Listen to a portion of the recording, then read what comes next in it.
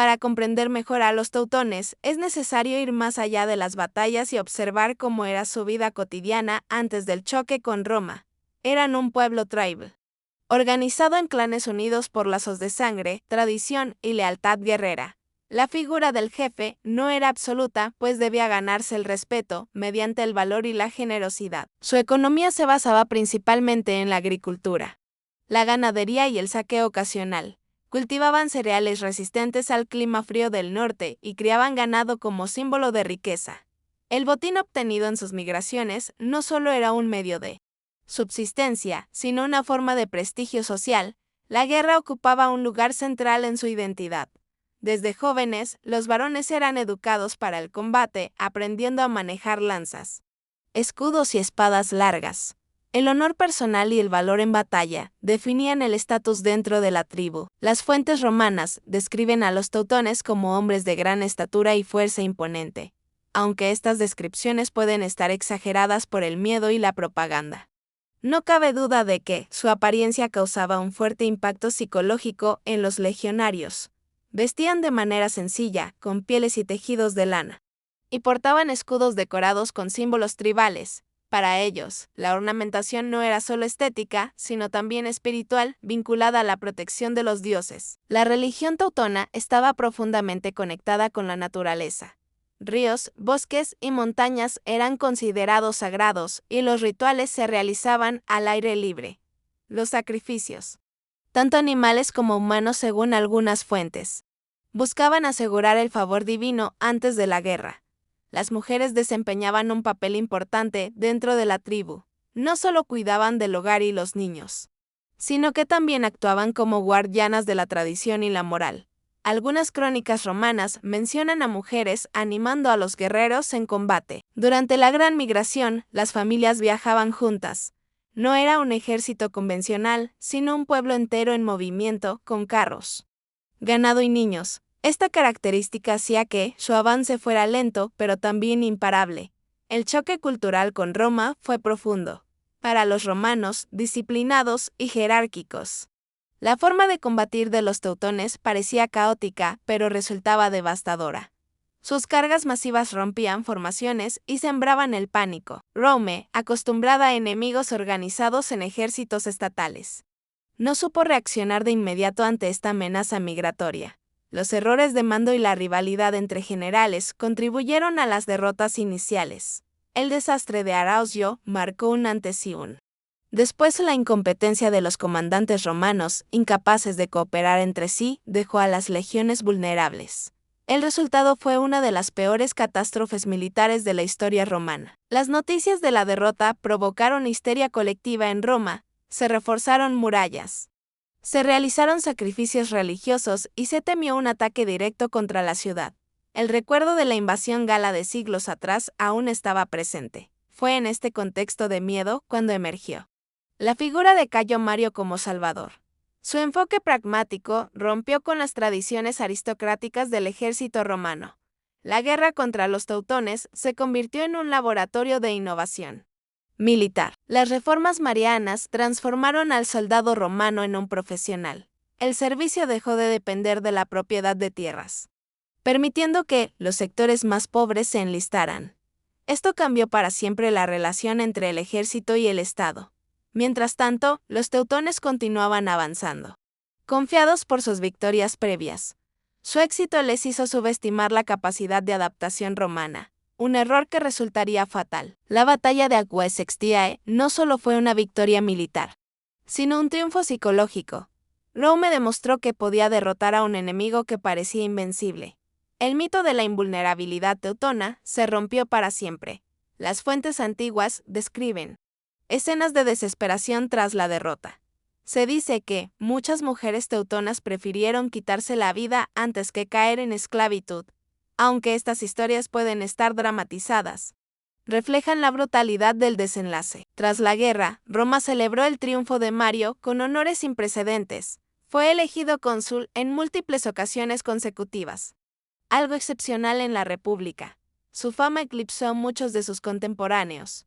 Sin embargo, estas reformas también tuvieron consecuencias inesperadas. El ejército, ahora leal a sus generales más que al Senado, se convertiría en un factor clave en las futuras guerras civiles romanas. Así, de manera indirecta, la amenaza teutona contribuyó a la transformación política de Roma.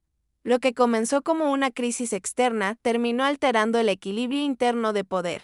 Desde el punto de vista arqueológico, los teutones siguen siendo un pueblo en gran parte misterioso. No dejaron ciudades ni grandes monumentos, lo que dificulta su estudio. Su historia depende principalmente de fuentes romanas. Esto plantea un desafío para los historiadores modernos. Las crónicas romanas, aunque valiosas, están cargadas de prejuicios y exageraciones. Separar el mito de la realidad es una tarea compleja. Algunos investigadores sugieren que los teutones no eran un grupo homogéneo, sino una confederación de tribus unidas temporalmente por la migración. Esta flexibilidad explicaría su rápida expansión y también su fragmentación. El clima juega un papel cada vez más importante en la interpretación moderna de estos eventos. Evidencias geológicas apuntan a cambios ambientales significativos en el norte de Europa durante ese periodo de inundaciones y enfriamientos repentinos habrían hecho insostenible la vida en ciertas regiones, obligando a poblaciones enteras a desplazarse. La migración teutona sería parte de un fenómeno mayor. Este patrón se repetiría siglos después con otras migraciones germánicas que contribuyeron a la caída del Imperio Romano de Occidente. En ese sentido, los teutones fueron precursores de un proceso histórico más amplio, aunque desaparecieron como entidad política. Su memoria sobrevivió en el lenguaje y la cultura europea. El nombre teutón se convirtió en símbolo del norte bárbaro frente al sur civilizado. Con el tiempo, esa imagen se transformó, mezclándose con ideas románticas y nacionalistas. En la Edad Moderna, el término fue resignificado con nuevos matices ideológicos. Hoy, los historiadores buscan recuperar la dimensión humana de los teutones. Más allá del terror que inspiraron, fueron personas enfrentadas a circunstancias extremas, luchando por sobrevivir. Su historia nos recuerda que los grandes conflictos no siempre nacen de la ambición, sino de la necesidad, cuando la tierra deja de sostener a sus habitantes. El movimiento se vuelve inevitable. También nos enseña que las civilizaciones más poderosas pueden verse al borde del colapso por fuerzas externas inesperadas. Roma sobrevivió, pero solo gracias a su capacidad de adaptarse. El legado de los teutones vive como advertencia y como eco. Un recordatorio de que la historia de Europa se forjó tanto por imperios como por pueblos errantes. Antes de cerrar esta historia, vale la pena reflexionar sobre cómo los teutones fueron percibidos por generaciones posteriores. En la memoria romana quedaron como el ejemplo máximo del enemigo bárbaro, impredecible y devastador. Esa imagen se transmitió durante siglos a través de textos, discursos y enseñanzas. Autores como Plutarco y Apiano relataron sus hazañas con un tono casi épico, mezclando hechos con advertencias morales. Para ellos, los teutones no solo eran un peligro militar, sino una lección sobre la soberbia y los errores del liderazgo romano. La derrota inicial frente a estos pueblos fue utilizada como ejemplo de lo que ocurre cuando la disciplina se rompe y el interés personal supera al bien común. Roma aprendió a través del miedo. En la educación romana posterior, la guerra cimbria se convirtió en un caso de estudio. Los jóvenes aprendían los nombres de Noreia, Arauzio y Agüez como recordatorios del precio de la incompetencia. De este modo, los teutones pasaron a formar parte del imaginario romano, no como simples vencidos, sino como catalizadores del cambio. Su amenaza obligó a Roma a reinventarse. Siglos después, durante el Renacimiento, eruditos europeos retomaron estas historias con una nueva mirada. Los pueblos germánicos comenzaron a ser vistos no solo como bárbaros, sino como antepasados de las naciones modernas. En Alemania, especialmente, el término teutón fue reinterpretado con orgullo. Se convirtió en símbolo de antigüedad, fortaleza y continuidad histórica, aunque con escasa relación directa con la tribu original. Esta apropiación del pasado muestra cómo la historia se resignifica según las necesidades de cada época. Los teutones dejaron de ser invasores temidos para convertirse en ancestros míticos. Sin embargo, esta idealización también distorsionó la realidad. Los verdaderos teutones no eran un pueblo destinado a la grandeza, sino migrantes forzados por circunstancias extremas. Su tragedia fue doble. Primero, perder su tierra natal. después ser aniquilados en tierras extrañas por un imperio que luchaba por sobrevivir. En términos humanos, la guerra cimbria fue un desastre para todos los involucrados.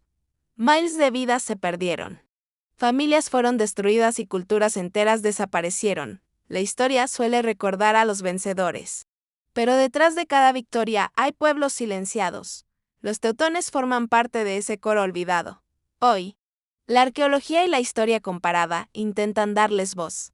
A través de restos materiales y análisis críticos de las fuentes romanas, se busca reconstruir su mundo. Cada nuevo hallazgo añade matices. Lejos de ser simples hordas salvajes, eran comunidades complejas, con tradiciones, creencias y estructuras sociales definidas. Comprender esto nos ayuda a ver la antigüedad con mayor profundidad.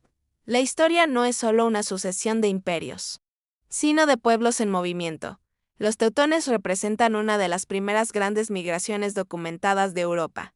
Su recorrido anticipa fenómenos que se repetirían una y otra vez. En ese sentido, su historia no es un episodio aislado, sino parte de un patrón recurrente. Cuando el equilibrio se rompe, las fronteras se vuelven frágiles.